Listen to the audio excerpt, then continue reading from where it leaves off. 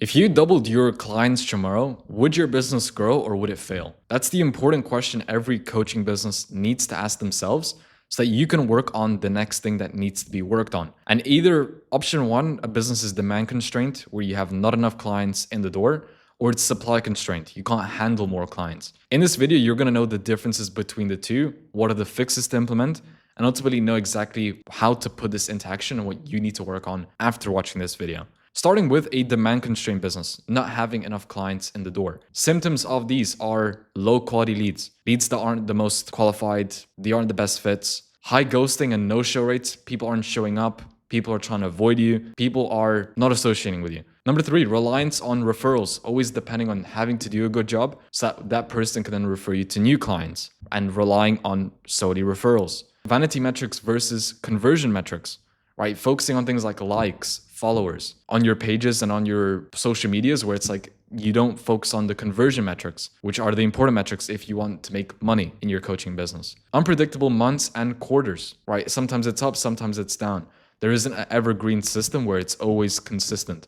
Or when you can implement this and you can implement that, more than likely you're going to get that outcome or whatever that outcome is for you. So living and doing your business in an unpredictable manner. And lastly and foremostly, having empty calendars. Right? Empty calendars is just going to lead to no cash on the table. That's not good for anyone. So having empty calendars is another symptom of a demand constrained business. Fixes for these. For the first one, low quality leads, adding qualifying steps, right? Whether it's an application form, segmented type forms, where depending on people's responses, they get funneled into a different funnel. Screening filters, right? Being able to catch them off guard or screening people based off ages, based off capital that they have. Once again, adding qualifying steps in your process. Using automated reminders, SMSs, emails, plus having set touch points when it comes to ghosting and no-show rates. Having a clear SOP structure where everybody knows what they need to do. It's a SOP standard. And there's automation reminders like SMSs, emails, setter reaching out to them. Once again, to lower the no-show rates. Building an evergreen lead gen system, right? Not solely relying on solely referrals and word of mouth, but actually implementing things like ads, using content, testing content, using different platforms, so you can see which one works best and which one doesn't. Testing out with short form into long form content. The whole operating, when people get the most trust when it comes to content, is your long form content, right? So again, funneling short form content into long form and testing how that goes for you. But ultimately having an evergreen lead generation system. The vanity metrics versus conversion metrics. Replace random posting with actual content to offer systems, right? Having stories, having any call to actions on every post that again, run testing on it. And then you can see exactly what are the best conversions rather than just solely going off likes and followers, right? Those aren't tangible metrics. As for the next point, obviously unpredictable months and quarters. Once again, having and adding an evergreen funnel, right? Whether it's a VSL structure, a landing page, a webinar, which again helps nurture leads. So once again, leads can actually flow in consistently. And it's not one day it's this, next day it's that. It's consistent and it's predictable. Next, obviously, empty calendars. Setting up a daily outbound. You want to have killers of DM and phone setters on your team, right? People whose solely job is to just dial the phones and text people and get deals through the line.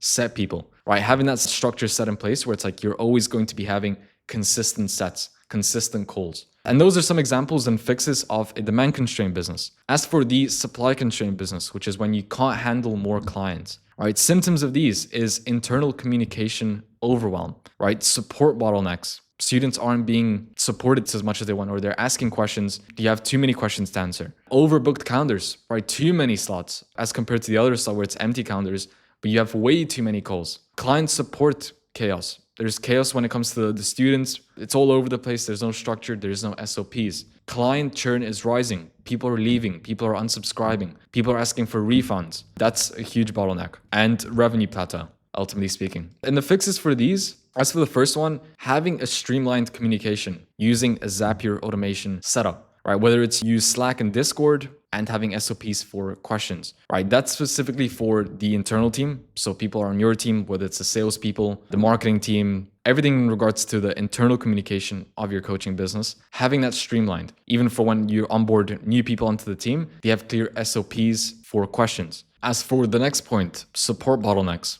right? Actually adding group calls, templates, and self-service libraries for people, whether it's a FAQ channel, training portals, being able to pretty much have a system where students can learn themselves and know exactly what they need to do without having to have like a person tell them like where this is and where that is, having a standard flow for that. Moving on from there, pretty much having an overbooked calendar, right? Probably a very good one to have, but pretty much the solution to that is building a solid hybrid model and getting a team of killer closers, right? Where in place you have low ticket offers, you have high ticket offer. You may have a group aspect offer where you have one-to-one help or done for you service. Reason for that is it gives people the opportunity to be ascended. And that's how you can make the most out of your current clients, by extension, increase LTV. And then with that, with a team of more killer closers, more calendar spots get opened up, which means for more cash collected. Moving on to the next, having client support chaos. Actually consolidate into fewer platforms, right? Make it super simple, whether you operate solely off WAP or you operate solely off Skool or Discord. Keeping it super simple where you have one platform and in place you have CSMs, client success managers, people whose only job is to check up on students, answer people's questions, and make sure the students that you do bring on,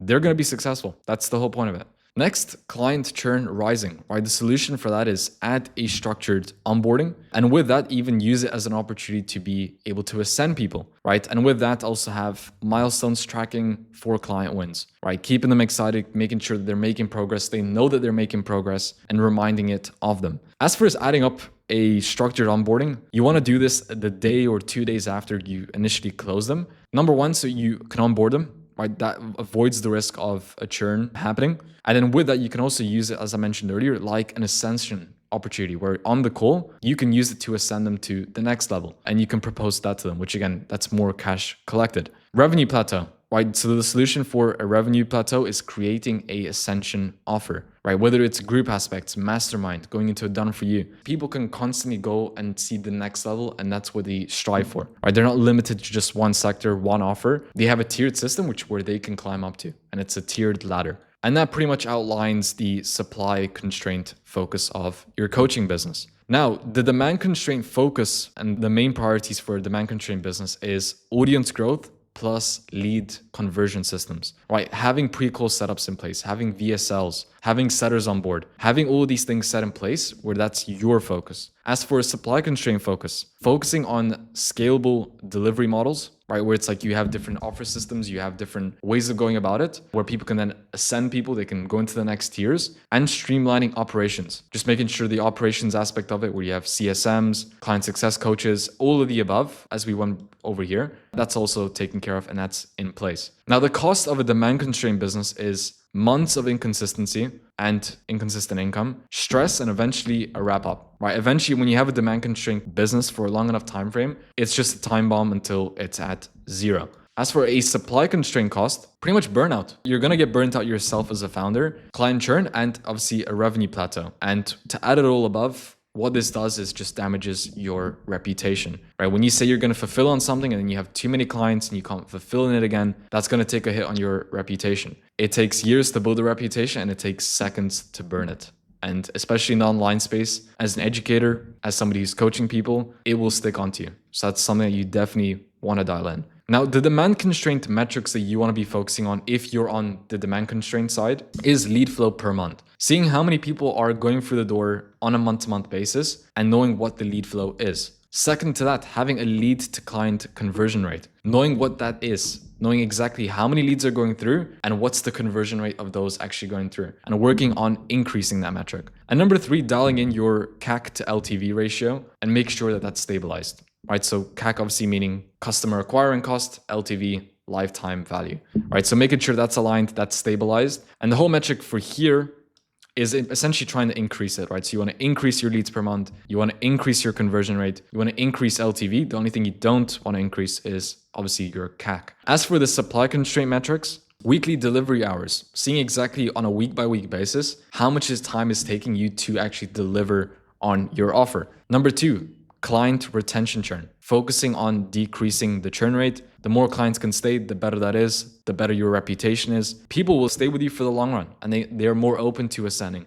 They're more open to being upgrading. And that's why you want to have that dialed in and you focusing on the churn rate. And lastly, and thirdly, percentage of tasks dependent on you, right? As a founder of this, how much of all of these things are you doing? Are you the one who's actually reaching back out to the students? Do you have a CSM set in place? When you have overbooked calendar, are you the one who's actually taking the calls? And that's why you want to also see the percentage of tasks dependent on you. And that's another constraint that you can fix. And that's essentially what you want to focus on. And the whole point here, it's like this, the goal here for the demand constraints is generally try and increase it. And as for the supply constraint metrics, at least the ones I went over, the goal is to decrease it. And now obviously after watching this video, how do you actually put this into action? And the question you want to ask yourself is, if I doubled my leads tomorrow, would my business grow or break, right? And that answer tells you exactly what you need to fix. If it grows, perfect. That means you have a demand constraint. If it doesn't grow, you have a supply constraint. And the whole point of this, and it's a very good way to look at things, and the way to look at generally any business, but specifically with the coaching business,